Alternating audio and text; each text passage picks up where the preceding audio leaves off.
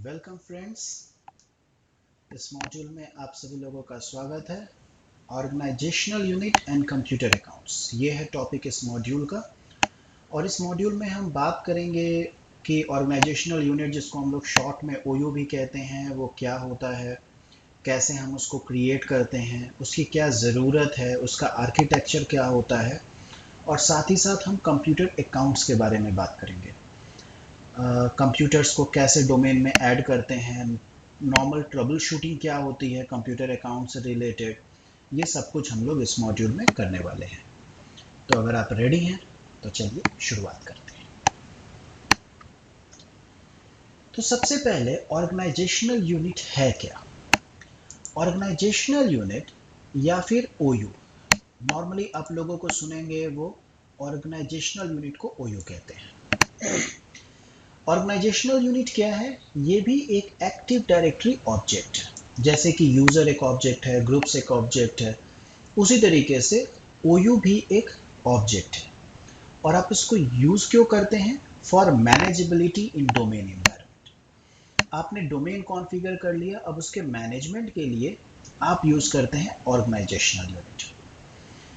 Organisational unit जो है वो आपके पूरे ऑर्गेनाइजेशन की जो आपका पूरा जो जो आपकी कंपनी है उसकी हायरार्कियल और लॉजिकल स्ट्रक्चर के बारे में बताता है। जैसे सोचिए कि आपके कंपनी में कई सारे डिपार्टमेंट हैं। एचआर डिपार्टमेंट है, फिनेंस डिपार्टमेंट है, मार्केटिंग डिपार्टमेंट है। तो नॉर्मली हम ऑर्गेनाइजेशनल यूनिट इन डिपार्टमेंट्स के हिसाब से बनाते हैं। और अगर आपकी कंपनी डिफरेंट जोग्राफिकल लोकेशन में है, मतलब उसका जो स्ट्रक्चर है वो ऐसा है कि वो नई दिल्ली में है, वो बक्सर में है, वो बेंगलोर में है, वो चेन्नई में है, तो इन सारी जगहों पे डिफरेंट डिफरेंट लोकेशंस को भी हम लोग ऑर्गेनाइजेशनल यूनिट से रिप्रेजेंट करते हैं। तो ऑर्गेनाइज जो ओयू बनाते हैं हम, या तो जोग्राफिकल लोकेशन के हिसाब से बनाते हैं, या फिर डिपार्टमेंटल जो ऑर्गेनाइजेशन है हमारी कंपनी का, डिफरेंट डिपार्टमेंट्स हैं, उसके हिसाब से हम बनाते हैं। अब ओयू जो है वो एक कंटेनर की तरह है। जैसे ग्रुप एक कंटेनर है, वैसे ओयू भी कंटेनर है, जिसके अंदर आपके मल्टीपल यूजर्स हो सकते हैं, मल्टीपल ग्रुप्स हो सकते हैं, आपके आपके इसमें दूसरे ओयूज भी हो सकते हैं। तो ये बिल्कुल ग्रुप की तरह ही एक कंटेनर की तरह काम करता है। लेकिन ग्रुप में और ऑर्गेनाइजेशनल यूनिट में कुछ डिफरेंसेस भी हैं। क्या डिफरेंस है? जैसे अगर कोई यूजर है जिसका नाम है यूजर वन, इसको हम लोग ऐसे देखते हैं। मैं इसको पिक्टोरिकली रिप्रेजेंट करता हूं। जैसे मान लें कि आपके पास एक ग्रुप है और इस ग्रुप का जो नाम है वो है ग्रुप वन। ओके, इस ग्रुप वन में कोई एक यूजर है और उस यूजर का नाम है यूजर वन। ऑफ कोर्स वो मेंबर हो सकता है। अगर मैं ग्रुप की बात करूं तो कोई अगर दूसरा ग्रुप हो जो हो, उसका नाम है मान लीजिए ग्रुप टू, तो इस केस में जहां पर ये दो अलग अलग ग्रुप्स हैं, वहां पे सेम यूजर मेंबर हो सकता है। यूजर वन ग्रुप वन का भी मेंबर हो सकता है और ग्रुप टू का भी मेंबर हो सकता है, ये पॉसिबल है। लेकिन अगर कोई ऑर्गेनाइजेशनल यूनिट है, सोचिए कि ये एक ओयू है जिसका नाम है ओयू वन। अगर इस ओयू में आपने कोई कंप्यूटर डाला है, कोई कंप्यूटर स्टोर किया है, या फिर आपने कोई यूजर डाला है, या फिर आपने कोई ग्रुप स्टोर किया है, या फिर आपने मान लीजिए कोई दूसरी ऑर्गेनाइजेशनल यूनिट ही इसके अंदर डाल के रखी है, तो ये कभी भी दूसरे ओयू के मेंबर्स नहीं हो सकते। ये एट अ टाइम सिर्फ एक ही ओयू के मेंबर हो सकते हैं। ओके, तो ये एक फर्क है ग्रुप में और ऑर्गेनाइजेशनल यूनिट में। दूसरी बात मैंने देखी यहाँ पर बात करी थी कि जो आपका ऑर्गेनाइजेशनल यूनिट है वो आप मैनेजेबिलिटी के लिए यूज करते हैं। मैनेजेबिलिटी का मतलब अगर आपको डेलीगेशन करनी है। डेलीगेशन क्या है? जैसे मान लें कि आपके पास एक ओयू है। मैं फिर से इसको रिप्रेजेंट करता हूँ पिक्टोरिकली ताकि आपको ज़्यादा समझ में आएगा। Let's take a new slide. मान लें आपके पास कोई ऑर्गेनाइजेशनल यूनिट है, इस ऑर्गेनाइजेशनल यूनिट का नाम है OU1। अब ये जो मैंने OU1 डाला है वो किसी डिपार्टमेंट के लिए बनाई है। चलिए इसको एक अच्छा नाम दे देते हैं। सोचिए कि ये OU जो है उसका नाम है फिनेंस। इसमें फिनेंस डिपार्टमेंट के जितने भी कंप्यूटर्स हैं, जितने भी यूजर्स हैं, जितने भी ग्रुप्स हैं, वो सब इसके अंदर हैं, राइट। तो OU आर्किटेक्चर को आप डेलीगेशन के लिए यूज कर सकते हैं। मान लीजिए कि IT डिपार्टमेंट में 10 लोग काम करते हैं, उसमें से किसी एक को आपने बोला है कि आप भाई फिनेंस में जितने भी डिपार्टमेंट में कंप्यूटर्स वगैरह हैं, यूजर्स वगैरह हैं, उन सब का ध्यान आप रखोगे। कोई यूजर जो है उसका पासवर्ड रीसेट करना है, वो आपको करना है। कोई कंप्यूटर जो है उसके अंदर कुछ अगर प्रॉब्लम आई है, वो आपको ठीक करना है। तो आप क्या कर रहे हो, आप किसी एक बंदे को जो कि आपके एडमिनिस्ट्रेटर ग्रुप का मेंबर है, मान लीजिए उसका नाम है admin1, उसको आप परमिशन देना चाहते हो सिर्फ इस एक OU में। ओके, तो इसको हम लोग बोलते हैं डेलीगेशन। डेलीगेशन का मतलब जहां पर आपको कुछ राइट्स दिए जा रहे हैं एक स्कोप के अंदर, और यहां पर जो ये एडमिन है इसको डिफरेंट राइट्स दिए जा रहे हैं इस फिनेंस OU के अंदर। तो admin1 फिनेंस OU के लिए तो सोचिए इतने सारे काम कर सकता है जो भी हम उसको डेलीगेट कर रहे हैं, लेकिन अगर कोई दूसरा ऑर्गेनाइजेशनल यूनिट होगा तो उसमें वो सारे काम नहीं कर पाएगा। ओके, तो जब भी आपको अपने काम की डेलीगेशन करनी होती है, वहां पर हम लोग ऑर्गेनाइजेशनल यूनिट स्ट्रक्चर यूज कर सकते हैं। तो ये पहला काम है ऑर्गेनाइजेशनल यूनिट का। दूसरा, हम इसको ग्रुप पॉलिसीज के लिए भी यूज करते हैं। ग्रुप पॉलिसी क्या होती है अभी मैं इसको डिस्कस नहीं कर रहा हूं। फिलहाल के लिए आप ये समझ लीजिए ये एक सर्वर के अंदर मैनेजेबिलिटी टूल है। मैनेजमेंट करने के लिए आप इसका इस्तेमाल करते हैं। आप ग्रुप पॉलिसी बनाते हैं, जैसे कि आप चाहते हैं कि कोई भी एक यूज़र सिर्फ 10 कंप्यूटर पे लॉगिन होना चाहिए, 11वें पे नहीं होना चाहिए। या आप चाहते हैं कि वो 10 जो कंप्यूटर हैं उनके जो स्टार्ट मेन्यू है या उनका जो डेस्कटॉप है वो कुछ एक तरीके का हो जाए, कुछ उसमें सेटिंग्स हो जाए। तो उसके लिए आप ग्रुप पॉलिसी यूज़ करते हैं। ये एक मैनेजेबिलिटी टूल है कॉन्फ़िगरेशन के लिए। तो ग्रुप पॉलिसीज भी आप अप्लाई कर सकते हैं ऑर्गेनाइजेशनल यूनिट पे। तो डेलीगेशन करना हो, ग्रुप पॉलिसी डालना हो, ये जो दोनों टास्क हो गए, ये टास्क कैसे हैं? ये दोनों टास्क जो है वो मैनेजेबिलिटी के टास्क हैं, और इसीलिए हम ऑर्गेनाइजेशनल यूनिट बनाते हैं। ओके, अब OU के बारे में एक यहाँ पर मैंने पॉइंट हाईलाइट किया है कि ऑर्गेनाइजेशनल यूनिट में दूसरे डोमेन के ऑब्जेक्ट्स आप ऐड नहीं कर सकते। अगर आपकी ऑर्गेनाइजेशन में जो फॉरेस्ट है उसके अंदर मल्टीपल डोमेन्स हैं, तो ये पॉसिबल नहीं है कि आप दूसरे डोमेन के यूजर्स अपने ऑर्गेनाइजेशनल यूनिट में ऐड कर सके। उसमें सिर्फ उसी डोमेन के यूजर्स या ऑब्जेक्ट्स होंगे। ओके, अब जैसे देखें एक एग्जाम्पल में हमने लिया है कि gcs.com कोई एक डोमेन है। अब वो जो gcs.com कंपनी है वो बक्सर में भी है, वो दिल्ली में भी है। तो हमने क्या कर दिया, 2 OU बनाए। एक OU जो है वो हमने बना दिया बक्सर के लिए, और जो दूसरा OU है वो हमने बना दिया दिल्ली के लिए। ओके, तो यहाँ पर हमने जियोग्राफिकल लोकेशन के हिसाब से OU डिफाइन किया। अब बक्सर में भी मार्केटिंग डिपार्टमेंट है, फिनेंस डिपार्टमेंट है, HR डिपार्टमेंट है। तो हमने 3 ऑर्गेनाइजेशनल यूनिट बना दिए और उस डिपार्टमेंट के सारे लोग उस OU में होंगे। उसी तरीके से दिल्ली में मान लीजिए अकाउंट डिपार्टमेंट है, HR डिपार्टमेंट है, एडमिन डिपार्टमेंट है। तो हमने डिपार्टमेंट के हिसाब से यहाँ पर OU बना दिए।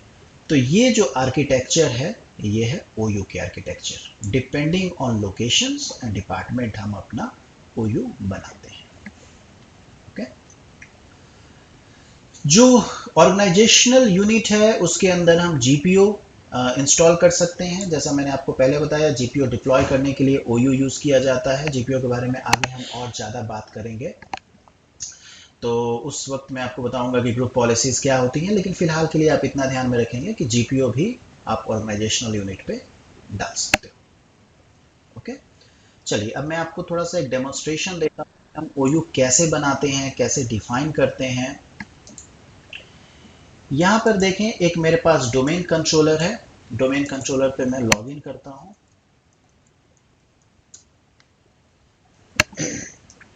लॉगिन करने के बाद आप सब लोगों को पता है कि एक्टिव डायरेक्टरी की कोई भी मैनेजमेंट करने के लिए हमें कहाँ जाना पड़ता है, active directory users and computers, right. अगर आपको ये ओपन करना है तो चलिए आज आपको एक कमांड बताता हूँ जिससे कि आप इसको ओपन कर सकते हैं। तो आप कमांड यूज़ करें या डायरेक्टली जाएं, वो एक ही काम होगा आपका। GUI से भी जा सकते हैं, कमांड प्रॉम्प्ट से भी जा सकते हैं। कमांड जो है वो है dsa.msc, dsa.msc। तो dsa.msc मैंने टाइप किया और ये देखिए हमारा active directory users and computers open हो गया। अगर आप इस डोमेन को, जो मेरा डोमेन है उसका नाम है contoso.com, अगर आप उसको एक्सपेंड करें तो यहाँ पर अगर आप ध्यान से देखो तो कुछ ऐसे कंटेनर्स हैं जिसके अंदर एक बुक जैसी बनी हुई है और कुछ ऐसे हैं जिसमें कुछ नहीं बना हुआ, वो सिर्फ ब्रीफकेस की तरह है। जैसे बिल्ट इन जो है उसके अंदर कुछ भी नहीं है। ये जो है ये सिर्फ नॉर्मल कंटेनर है, ये OU नहीं है। और जहाँ भी आपको ये ब्रीफकेस की तरह चीज़ दिखाई दे रही है वो जो है वो है एक ऑर्गेनाइजेशनल यूनिट। जैसे मान लें मुझे एक नया ऑर्गेनाइजेशनल यूनिट बनाना है तो मैं राइट क्लिक करूंगा अपने डोमेन पे, न्यू ऑर्गेनाइजेशनल यूनिट, ओके। इस पे हम क्लिक करेंगे। यहाँ पर ऑर्गेनाइजेशनल यूनिट का आप कुछ भी नाम दे सकते हैं, मैं टेस्ट दे देता हूँ। ये अगर क्लिक लगा हुआ होगा तो फिर आप अपने ऑर्गेनाइजेशनल यूनिट को राइट क्लिक करके डिलीट नहीं कर पाएंगे। इसको बोलते हैं प्रोटेक्शन फ्रॉम एक्सीडेंटल डिलीशन। तो एक्सीडेंटली आप डिलीट नहीं कर पाएंगे। मान लीजिए कोई OU है, उसमें बहुत सारे पहले से ऑब्जेक्ट्स हैं, आपने गलती से डिलीट कर दी तो आपके लिए पंगा हो जाएगा। उसको बचाने के लिए आपके पास ये प्रोटेक्शन है। अब हम करते हैं ओके। तो देखिए यहाँ पर क्या हुआ, हमारा एक ऑर्गेनाइजेशनल यूनिट बन के तैयार हो गया। आप राइट क्लिक करो, इसको डिलीट करो, यस कर दीजिए, देखिए डिलीट नहीं हो रहा। अगर आपको डिलीट करना है तो आपको पहले ये प्रोटेक्शन हटानी पड़ेगी। अगर आप राइट क्लिक करके और सीधे प्रॉपर्टीज में जाएंगे तो आपको वो ऑप्शन नहीं मिलेगा प्रोटेक्शन हटाने के लिए, ठीक है। ये ऑब्जेक्ट्स में आपको ये ऑप्शन मिल रहा है। क्यों मिल रहा है? अगर आप व्यू में जाएं तो यहां पर देखें एडवांस फीचर क्लिक है। बाय डिफॉल्ट ये क्लिक नहीं होता, वही मैं आपको बता रहा था कि अगर जैसे ये क्लिक ना हो और तब आप अपने टेस्ट पे जाओ, राइट क्लिक करो, प्रॉपर्टीज में जाओ, तो वहां पर ऑब्जेक्ट्स का ऑप्शन आता ही नहीं है। तो बाय डिफॉल्ट आपको वो ऑप्शंस नहीं मिलते। अगर आपको वो ऑप्शन चाहिए तो पहले आप व्यू में जाइए, एडवांस फीचर इनेबल कीजिए। अब आपको देखो बहुत सारी सेटिंग्स आ गई, एक्स्ट्रा भी सेटिंग्स। अब आप प्रॉपर्टीज में जाएंगे, यहां पर ऑब्जेक्ट में जाकर ये क्लिक हटा दीजिए, ओके कर दीजिए, राइट क्लिक करें आप। अब आप इसको डिलीट कर पाएंगे। आपने डिलीट पे क्लिक किया, यस कर दिया, डिलीट हो गई, ओके। तो इस तरीके से आप OU बना सकते हैं, उसको डिलीट कर सकते हैं। अगर मान लें कि मेरे पास कुछ यूजर्स हैं, जैसे ये मेरे पास एक यूजर है एंटरप्राइज एडमिन, ठीक है, ये यूजर है डोमेन गेस्ट, ये सॉरी ग्रुप है। तो अगर मैं चाहता हूं कि इसको मैं किसी ऑर्गेनाइजेशनल यूनिट में डाल दूं तो दो ऑप्शन है मेरे पास। मैं राइट क्लिक करूंगा और मूव का ऑप्शन आएगा, मूव के ऑप्शन से मैं सेलेक्ट कर दूंगा जहां, वहां ये चला जाएगा। या फिर आप सीधे ड्रैग एंड ड्रॉप कर सकते हैं। इसको ड्रैग कीजिए और जहां भी डालना है, जैसे मान लें कि मैं इसको डाल देता हूं कियोस्क OU में, ड्रैग किया, ड्रॉप कर दिया, यस कर दिया, चला गया। कियोस्क को अगर आप ओपन करेंगे तो वहां पर ये देखिए डोमेन गेस्ट आ गया। अब आप मेरी बात को ध्यान देंगे, मैंने पहले ही आपको बताया था कि कोई भी ऑब्जेक्ट सिर्फ एक OU का मेंबर हो सकता है। अब देखिए वहां से अगर निकला डोमेन गेस्ट ग्रुप तो वो कियोस्क में आ गया। अब ऐसा नहीं हो सकता कि वो कियोस्क के अंदर भी हो और दूसरे किसी OU जैसे ग्रुप्स के अंदर भी हो। This is not possible, right. So this was about organizational unit. चलिए आगे चलते हैं। अब हम बात करेंगे कंप्यूटर अकाउंट की। जब भी कोई कंप्यूटर डोमेन में ऐड होता है तो वहां पर उसकी एक अकाउंट बनती है। कहां पर? एक्टिव डायरेक्टरी के अंदर। आप उसको देख भी सकते हैं। जैसे यूजर जब आपके डोमेन में आप ऐड करते हो तो उसके लिए एक अकाउंट बनती है, उसी तरीके से कंप्यूटर के लिए भी एक अकाउंट बनती है। वैसे जैसे मैंने हम पहले भी बात किया था हम लोगों ने कि जो कंप्यूटर है आपका, वो या तो वर्क ग्रुप में होगा या तो डोमेन में होगा, राइट। ये पॉइंट हमने पहले ही एक्टिव डायरेक्टरी के बेसिक्स में डिस्कस किया था। अब अगर वो वर्क ग्रुप में होगा तो उसकी सैम डेटाबेस यूज की जाएगी ऑथेंटिकेशन के लिए। उसके अंदर एक लोकल डेटाबेस होगी, सैम डेटाबेस, जिसके अंदर सारे यूजर्स और पासवर्ड्स होंगे, और वो यूज हुआ होगा यूजर्स को ऑथेंटिकेट होने में। अगर हम डोमेन इन्वायरमेंट यूज कर रहे हैं तो वहां पर एक सेंट्रल रिपोजिटरी हो गई, यानी कि एक्टिव डायरेक्टरी, वो एक सेंट्रल डेटाबेस होगा जो ऑथेंटिकेशन के लिए यूज होगा, राइट। तो इसीलिए हम लोग क्या करते हैं, बड़े ऑर्गेनाइजेशंस में हम लोग डोमेन इन्वायरमेंट पे काम करते हैं। अगर आपको इसमें कोई कंफ्यूजन होगा तो मैं फिर आपको रिकमेंड करूंगा कि हमने मॉड्यूल 4 में पूरी बात की हुई है अपने डोमेन के बारे में, बेसिक्स के बारे में, तो आप उस मॉड्यूल को पहले देखिए। एक बार जब आपका कंप्यूटर ज्वाइन करता है एक्टिव डायरेक्टरी इन्वायरमेंट को, डोमेन इन्वायरमेंट को, तो उसकी एक अकाउंट जनरेट होती है, उसका एक पासवर्ड जनरेट होता है, उसकी एक एसआईडी जनरेट होती है, ओके। और ये जो एसआईडी होती है ये फिर से पूरे आपके डोमेन में यूनिक होती है। जैसे देखें, अगर मैं वापस से अपने डोमेन कंट्रोलर पे जाऊं, ये मेरा डोमेन कंट्रोलर है, यहाँ देखिए कंप्यूटर्स नाम का कंटेनर है। अभी फिलहाल इसमें कोई भी कंप्यूटर नहीं है, मैं आगे चल के डोमेन में ऐड कराऊंगा किसी एक मशीन को, और आप देखोगे कि अपने आप उसकी जो अकाउंट है वो कंप्यूटर्स कंटेनर में बन जाएगी। तो जो भी आपके कंप्यूटर्स डोमेन को ऐड करते हैं उनकी अकाउंट यहाँ पर आपको दिखाई देगी। हालांकि आप उसका पासवर्ड नहीं देख सकते, लेकिन उसकी पासवर्ड भी जनरेट हो जाती है, जो कि कंप्यूटर और डोमेन कंट्रोलर ये दोनों आपस में कम्युनिकेट करते हैं और यूज करते हैं, ओके। जब आप अपने मशीन को, अपने कंप्यूटर को डोमेन में ऐड करवाते हैं तो उसकी कुछ रिक्वायरमेंट्स हैं। सबसे पहली रिक्वायरमेंट क्या है कि जो आपका एडमिनिस्ट्रेटर है, यानी डोमेन एडमिनिस्ट्रेटर है, एंटरप्राइज एडमिनिस्ट्रेटर है, उसी को परमिशन होती है कि वो किसी भी मशीन को आपके डोमेन में ऐड करा सके, पहली बात। दूसरी बात कि जो यूजर उस कंप्यूटर पे लॉगिन होगा उसको होना चाहिए लोकल एडमिनिस्ट्रेटर।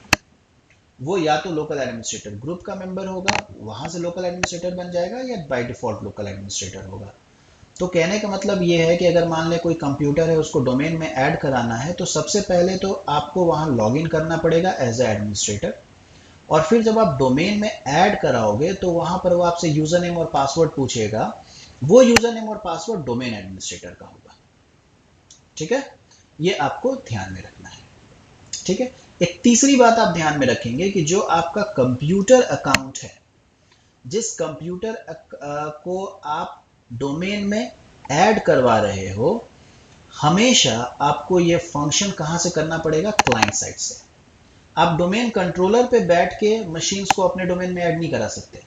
आप क्लाइंट मशीन पे जाओगे और तब वहां से आप प्रोसेस इनिशिएट करोगे डोमेन में ऐड कराने की, ठीक है। ऑटोमेशन के प्रोसेस हैं, ये मैं डोमेन पे आऊंगा अभी कैसे ज्वाइन करते हैं, लेकिन उसके पहले ऑटोमेशन के प्रोसेस हैं। जैसे हमने यूजर में आपको बताया था मॉड्यूल 5 में कि अलग अलग तरीके हैं, CSV DE, LDIF DE, DS command, जैसे DS ऐड कमांड, नेटडोम कमांड है, विंडोज पावरशेल है। इसको हम लोग यूज करके आपके कंप्यूटर अकाउंट को डोमेन में ऐड कर सकते हैं। तो जब बल्क कंप्यूटर अकाउंट्स क्रिएशन करने होंगे वहां पर भी आप इन टूल्स का इस्तेमाल कर सकते हैं। एक मैं यहाँ पॉइंट आपको दिखाना चाहता हूँ, अगर मैं CSV DE का इस्तेमाल करता हूँ तो मैं इंपोर्ट कर सकता हूँ, यानी क्रिएट कर सकता हूँ, और एक्सपोर्ट भी कर सकता हूँ कंप्यूटर अकाउंट को। LDIF DE से भी वो दोनों काम कर सकता हूँ, लेकिन यहाँ आप एक पॉइंट पे ध्यान देंगे कि LDIF DE और CSV DE में एक बड़ा फर्क ये है कि LDIF DE से आप मॉडिफाई भी कर सकते हैं, कंप्यूटर अकाउंट के एट्रीब्यूट्स को चेंज कर सकते हैं, लेकिन आप CSV DE से मॉडिफाई नहीं कर सकते। आप सिर्फ क्रिएट कर सकते हैं और एक्सपोर्ट कर सकते हैं। ये बात आप ध्यान में रखेंगे। बाकी CSV DE, LDIF DE ये सब कैसे काम करते हैं, इनमें इंपोर्ट कमांड कैसे चलाते हैं, ये मैंने मॉड्यूल 5 में यूजर्स एंड ग्रुप्स में ये पूरा डिस्कस किया हुआ है। उम्मीद है कि आपने देखा होगा, अगर नहीं देखा होगा तो आप मॉड्यूल 5 में जाकर वो वीडियो देख सकते हैं कि वो कैसे काम करते हैं। तो चलिए अब हम लोग अपना डेमोन्स्ट्रेशन करते हैं, जहां पर किसी मशीन को अपने डोमेन में ऐड करेंगे। So let's go to our demonstration. देखिए ये हमारा डोमेन है contoso.com। इसकी मैं आईपी चेक कर लेता हूँ जरा। आईपी चेक करने के लिए हम लोग को जाना पड़ेगा, आप लोगों को पता होगा, अपने लैन कार्ड के प्रॉपर्टीज़ में। उसके लिए हमारे पास कमांड भी है ncpa.cpl। मैं उस कमांड के थ्रू जाके वो चेक कर सकता हूँ। और सिर्फ अगर आईपी देखने की बात होगी तो उसके लिए भी एक कमांड है, कौन सी, ipconfig। 10.0.0.10 इस मशीन की आईपी है। एक बात आप ध्यान में रखेंगे कि जब भी आप किसी मशीन को डोमेन में ऐड कराते हैं तो उस डोमेन का नाम आपको पता होना चाहिए और उस डोमेन के नाम से आपके मशीन को पिंग होना चाहिए, तभी आप उस मशीन पे, उस डोमेन में अपने मशीन को ऐड करा सकते हैं। देखें यहाँ पर मेरे पास एक मशीन है nycsvr2। ये फिलहाल किसी डोमेन में भी नहीं है। मैं चलता हूँ इसके अंदर, पासवर्ड डाला मैंने, हम लोग अंदर आ गए। यहाँ पर सबसे पहले मैं चेक करूँगा इस मशीन का की आईपी एड्रेस।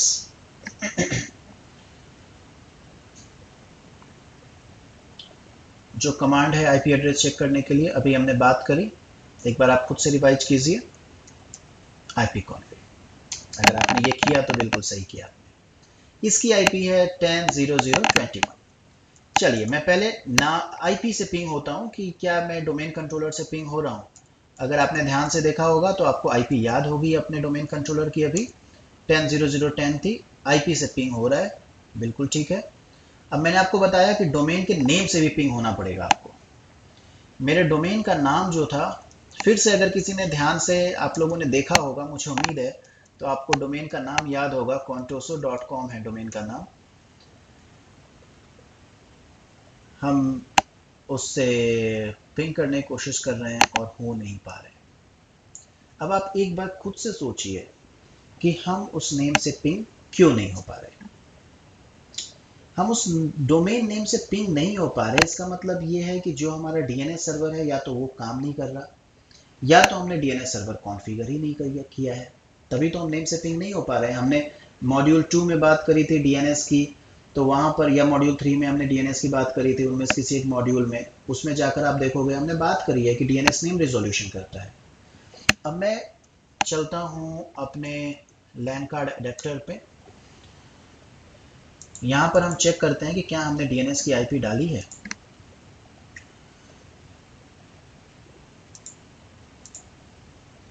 ये देखिए इसका प्रीफर्ड डीएनएस सर्वर जो है 10.0.0.9 पे सेट है। 9 तो कोई मशीन है ही नहीं। जो डीएनएस सर्वर है वो हमारा, वो इंटीग्रेटेड है एक्टिव डायरेक्टरी के साथ, और वो nycdc1 में है। मैं दिखा देता हूँ आपको। nycdc1 जो मशीन है उसी के अंदर हमने डीएनएस सर्वर भी डाला हुआ है, ये देखिए।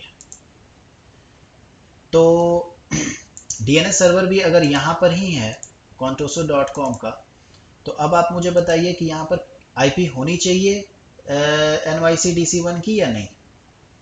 ऑफ कोर्स होनी चाहिए। तो ये आईपी गलत थी, मैं इसमें सही आईपी डाल देता हूँ। जस्ट वेट करें एक सेकेंड, मशीन को कनेक्ट कर रहे हैं हम लोग।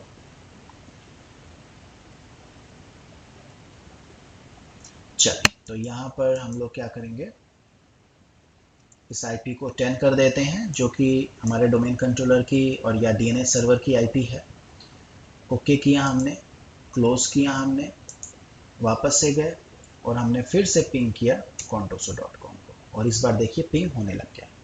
तो मैंने पहली बात आपको जो प्रीरिक्विजिट बताई थी कि आपकी जो मशीन है वो नेम से पिंग होनी चाहिए, वो तो पिंग हो गई। अब हम लोग डोमेन को ज्वाइन करते हैं। तो डोमेन को ज्वाइन करने के लिए हम कहाँ जाएंगे, कंप्यूटर पे राइट क्लिक करेंगे और जाएंगे प्रॉपर्टीज में, ठीक है। यहाँ पर देखें कंप्यूटर नेम आ रहा है, यह फिलहाल वर्क ग्रुप में एडेड है, वर्क ग्रुप यहाँ पे लिख के आ रहा। अब हम क्या करेंगे, चेंज सेटिंग्स में जाएंगे। चेंज सेटिंग के अंदर यहाँ पर देखें ऑप्शन आ रहा है कि अगर आपको नेम चेंज करना है या डोमेन, तो यहाँ पर आप क्लिक करें।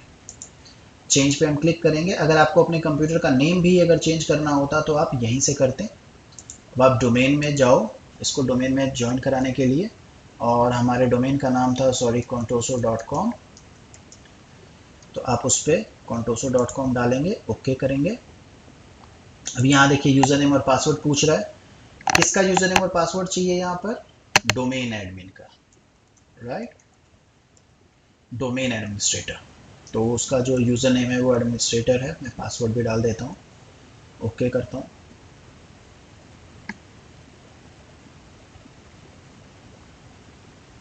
ये अभी उसको कनेक्ट हो रहा है बैकएंड पे। इसको थोड़ा टाइम लगेगा, 1-2 मिनट हार्डली।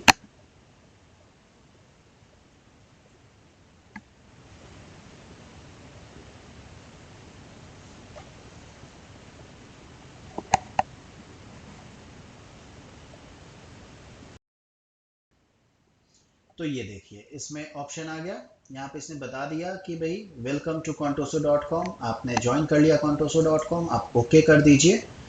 जब आप अपने डोमेन को ज्वाइन कर लेते हो तो आपको रीस्टार्ट करने की ज़रूरत पड़ती है। आप अपने कंप्यूटर पे ओके कीजिए और इस मशीन को रीस्टार्ट कर दीजिए। तो मैं रीस्टार्ट नाउ पे क्लिक करता हूँ। ये मशीन अभी रीस्टार्ट होगी और रीस्टार्ट होने के बाद हम डोमेन में ज्वाइन हो जाएंगे। ओके, इन मीन वाइल मैं क्या करता हूँ, मैं NYC DC1 पे जाता हूँ और कोई भी एक यूज़र बना लेता हूँ, ताकि आपको थोड़ा देख के भी अच्छा लगेगा। मैं यहाँ पर एक न्यू यूज़र बनाता हूँ। यूज़र का नाम जो है वो है विनीत। उसका लॉग ऑन नेम हम डाल देते हैं विनीत। इसकी पासवर्ड हम सेट करेंगे इस यूज़र के लिए। पासवर्ड डाल दिया हमने। अब आप सभी लोगों को पता है कि जो भी डोमेन यूज़र्स होते हैं वो डोमेन के किसी कंप्यूटर पे लॉगिन कर सकते हैं, राइट। तो हम क्या करेंगे, हम इस यूज़र को लॉगिन करने की कोशिश करेंगे NYC SVR2 से, जो कि हमारा नया कंप्यूटर है। मतलब नया कंप्यूटर का मतलब डोमेन में नया ज्वाइन हुआ है। NYC SVR1 रिबूट हो रही है मशीन।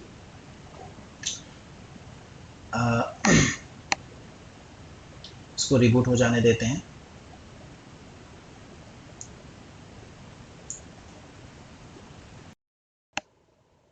ओके, तो हमारा जो मशीन है वो रीस्टार्ट हो चुका है। फिलहाल ये NYC SVR2 जो पहले का एडमिनिस्ट्रेटर है, देखिए अगर मैं इसको डायरेक्ट अभी लॉगिन करा लूँगा तो ये मेरे लोकल एडमिनिस्ट्रेटर से लॉगिन हो जाएगा। मैं डोमेन में ऐड कराना चाहता हूँ तो मैं अदर यूज़र पे जाता हूँ। देखिए लॉग ऑन टू Contoso आ गया, इसका मतलब आप contoso.com में ऐड हो चुके हैं। वहाँ पर एक यूज़र है विनीत, मैं उसका पासवर्ड देता हूँ और हम ट्राई करते हैं कि हम उससे लॉगिन हो पाए। और ये देखिए आप लॉगिन हो गए। Welcome to domain contoso.com। Okay, तो इस तरीके से आप किसी भी मशीन को डोमेन में ऐड कर सकते हैं। एक बार जब आपने मशीन को डोमेन में ऐड किया, मैंने आपको बताया था कि उसके लिए अकाउंट बना होगा। NYC DC1 में जाएं, आप कंप्यूटर में जाएं, रिफ्रेश कर लें इसको। इस पूरे कंसोल को हम रिफ्रेश करते हैं एक बार।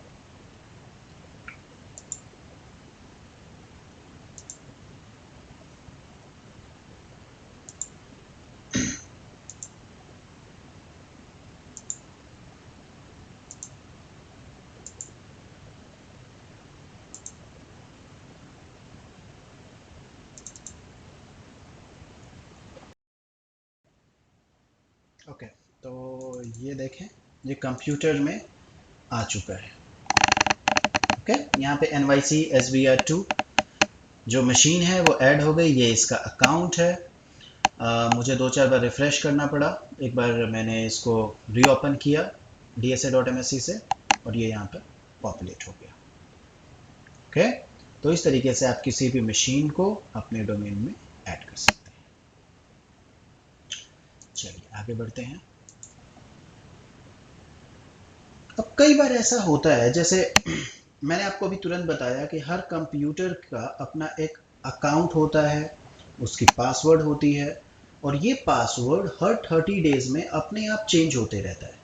डोमेन कंट्रोलर इसको चेंज करता है, क्लाइंट को इन्फॉर्म कर देता है, क्लाइंट भी अपने एंड पे पासवर्ड चेंज कर लेता है, और इस तरीके से आपका जो डोमेन कंप्यूटर है और जो आपका डोमेन कंट्रोलर है, उन दोनों के बीच में सिक्योर कम्युनिकेशन चलती रहती है। लेकिन कई बार ऐसा हो जाता है, इसको आप पिक्टोरिकली समझें। मैं फिर से एक न्यू स्लाइड लेता हूँ। आपकी ये दो मशीन्स हैं, एक मान लीजिए कि डीसी मशीन है, दूसरी जो मशीन है वो क्लाइंट मशीन है। मैं नाम भी रख देता हूँ ताकि क्लैरिटी होगी समझने में। ये मान लीजिए DC1 है और ये आपकी क्लाइंट मशीन है जिसका नाम मैं SVR2 रख लेता हूँ। तो जो भी पासवर्ड है वो हर 30 डेज में चेंज होता रहता है। जो डिफ़ॉल्ट पीरियड है आप इसको बदल भी सकते हैं। 30 डेज में SVR2 का पासवर्ड चेंज हो जाएगा, जो DC1 इन्फॉर्म कर देगा SVR2 को, और अगली बार से SVR2 सेम पासवर्ड यूज़ करेगा। अब मान लें कि जो यूज़र यहाँ पे लॉगिन हुआ करता था SVR2 पे, जो काम किया करता था, वो छुट्टी पे चला गया। वो 32 डे के बाद आएगा, तो उस ड्यूरेशन में क्या होगा कि डोमेन कंट्रोलर पे तो पासवर्ड चेंज हो जाएगी, लेकिन SVR2 पे वो पासवर्ड रेप्लिकेट नहीं हुई होगी, क्योंकि आपका जो SVR2 मशीन है वो लगातार बंद पड़ा था। अब आप जब भी SVR2 पे लॉगिन करने की कोशिश करेंगे तो वहां पर आपके पास ऑप्शन आएगा, वहां पर आपके पास एक एरर आएगा कि ट्रस्ट रिलेशनशिप फेल्ड। ठीक है, अब ये एक जनरल प्रॉब्लम है, ये आता ही आता है। आप कंपनी में काम करेंगे, आप देखेंगे खुद कि ये बहुत बार ये प्रॉब्लम आती है। इसको सॉल्व करने के लिए हम क्या करते हैं, SVR2 मशीन को वापस से रीजॉइन कर देते हैं डोमेन में। ये एक अच्छा ऑप्शन है, लेकिन इसमें कुछ डीमेरिट्स हैं। डीमेरिट्स ये हैं कि जब आप वापस से अपने डोमेन में ज्वाइन करते हो तो आपके मशीन की जो SID है वो SID चेंज हो जाती है। ये देखिए, एक न्यू SID और पासवर्ड जनरेट हो जाती है। इसकी वजह से अगर कंप्यूटर अकाउंट पे कोई भी आपने कोई भी परमिशंस दी हुई होगी पहले, तो वो सब परमिशंस हट जाएंगी, क्योंकि आप सब लोगों को पता है परमिशंस SID पे दी जाती है, ना कि नेम पे। तो इसीलिए अगर आपने डायरेक्ट डोमेन ज्वाइन कर लिया तो उससे आपकी प्रॉब्लम जो है वो सॉल्व नहीं होगी। ये जो सिक्योर चैनल है वो तब ब्रेक हो सकती है जब आपने रिस्टोर किया कंप्यूटर को ओल्ड बैकअप से, कोई पुराना बैकअप लिया हुआ था, स्नैपशॉट लिया हुआ था, उससे आपने रिस्टोर कर दिया। या फिर जैसे मैंने आपको एक एग्जांपल दिया कि जो यूज़र है वो 30 दिनों से ज़्यादा छुट्टी पर चला गया, तो कंप्यूटर पे अलग पासवर्ड है और डोमेन में अलग पासवर्ड है। तो इन सब केसेस में ये प्रॉब्लम हो जाती है। इसको सॉल्व करने के लिए आप क्या करोगे, सबसे पहले आप अपने कंप्यूटर अकाउंट को रीसेट करोगे और तब आप रीजॉइन करोगे। ओके, तो पहले आप कंप्यूटर अकाउंट को रीसेट कीजिए, फिर रीजॉइन कीजिए। मैं आपको दिखाता हूँ। अगर मैं अभी अपने लॉन DC1 मशीन पे जाऊं और यहाँ पर मैं राइट क्लिक कर दूं और रीसेट कर दूं अकाउंट को, ये काम आपको करना है। ठीक है, रीसेट अकाउंट करने के साथ ही पासवर्ड जो है वो चेंज हो जाएगी। हम SVR2 पे जाते हैं, यहाँ पर मैं एक बार लॉग ऑफ करूँगा और फिर से लॉग इन करने की कोशिश करूँगा। ठीक है, मैं लॉग ऑफ करता हूँ और यहाँ पे वापस से मैं लॉग इन करता हूँ। देखिए ये क्या बोल रहा है, trust relationship between this work station and primary domain field. ये एरर क्यों आ रही है, क्योंकि जो पासवर्ड हमने NYC DC1 पे रखा हुआ है वो पासवर्ड NYC SVR2 पे नहीं है। क्यों, क्योंकि आपने मैनुअली वो पासवर्ड रीसेट कर दिया। तो इस तरीके की एरर आती है जब भी आपका ट्रस्ट रिलेशनशिप ब्रेक होता है।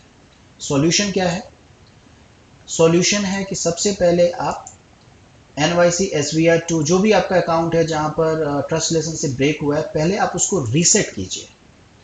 जब आप रीसेट करेंगे तो उसकी रीजनरेट होगी पासवर्ड, और फिर आप NYC SVR2 पे जाएंगे, यहाँ पे लोकल एडमिनिस्ट्रेटर की तरह लॉगिन करेंगे, इस मशीन को वर्क ग्रुप में ऐड करेंगे और फिर रीजॉइन करेंगे डोमेन में, सेम प्रोसेस से जो प्रोसेस मैंने आपको पहले दिखाया है। ठीक है, तो आप जैसे मैं क्विकली ये थोड़ा समराइज कर देता हूँ, क्योंकि सारा जो मैकेनिज्म है वो रिपीटेटिव हो जाएगा, तो मैं आपको थोड़ा सा बताता हूँ। आप कहाँ जाओगे डोमेन में ऐड होने के लिए? सेम उसी लोकेशन पे। अभी देखिए मैंने NYC SVR2 के लोकल एडमिनिस्ट्रेटर से लॉगिन किया है। मैं यहाँ पर जाता हूँ कंप्यूटर पे, राइट क्लिक करता हूँ, प्रॉपर्टीज़ में जाता हूँ। ये रीस्टार्ट का कोई अभी इस डोमेन से कोई लेना देना नहीं है, वो कोई दूसरा एप्लीकेशन होगा जो रीस्टार्ट करना चाहता है। मैं यहाँ पे जाऊँगा चेंज सेटिंग में, और देखें ये चेंज पे हम क्लिक करेंगे। यहाँ पे फिलहाल डोमेन का मेंबर है, आपको इसको पहले वर्क ग्रुप में ऐड करना पड़ेगा। वर्क ग्रुप में ऐड किया, ये बोल रहा है कि आपको एडमिनिस्ट्रेटर प्रिविलेज लगेगा। हमने बोल दिया ठीक है, हम ही एडमिनिस्ट्रेटर हैं। वर्क ग्रुप का नाम आप कुछ भी दे दें, कोई फर्क नहीं पड़ता। और फिर ये उसी तरीके से रीस्टार्ट होगा जैसे रीस्टार्ट हुआ था डोमेन ज्वाइन करने के लिए। और उसके बाद आपको क्या करना है, वही डोमेन ज्वाइनिंग का प्रोसेस पूरा करना है जो हमने पहले किया है। contoso.com को रीज्वाइन कर लीजिए। आपका जो अकाउंट है, न्यू अकाउंट, वो अपने आप लिंक हो जाएगा NYC SVR2 पे। तो इस तरीके से जो जब भी आपको सिक्योर चैनल की प्रॉब्लम आए, वहां पर वन स्टेप प्रोसेस मत कीजिए। NYC SVR2 को डायरेक्टली रीजॉइन मत कीजिए डोमेन पे, SID नहीं बन जाएगी, वो प्रॉब्लम है। इसकी वजह से पहले रीसेट कीजिए अकाउंट को, कंप्यूटर अकाउंट को, और उसके बाद एक कंप्यूटर साइड में जाकर उसको वर्क ग्रुप में पहले ज्वाइन कीजिए और तब डोमेन में रीजॉइन कर लीजिए। ओके, ये 2 स्टेप प्रोसेस होना चाहिए। ओके, तो जो आपका ये मॉड्यूल है, मॉड्यूल में इतना ही था। हम इस वीडियो को on behalf of GCS learning हम लोग ये रिकॉर्ड कर रहे हैं। GCS लर्निंग का ये कॉन्टैक्ट एड्रेस है। हमारा जो हेडक्वार्टर है वो बक्सर में है, इट्स इन बिहार। ये हमारा वेबसाइट है और हमारा कॉन्टैक्ट नंबर, इन केस अगर आप हमें फॉलो करना चाहते हैं।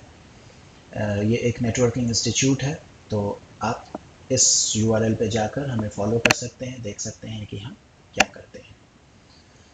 तो इस मॉड्यूल में इतना ही। नेक्स्ट मॉड्यूल में आपसे फिर मुलाकात होगी। Thank you for watching.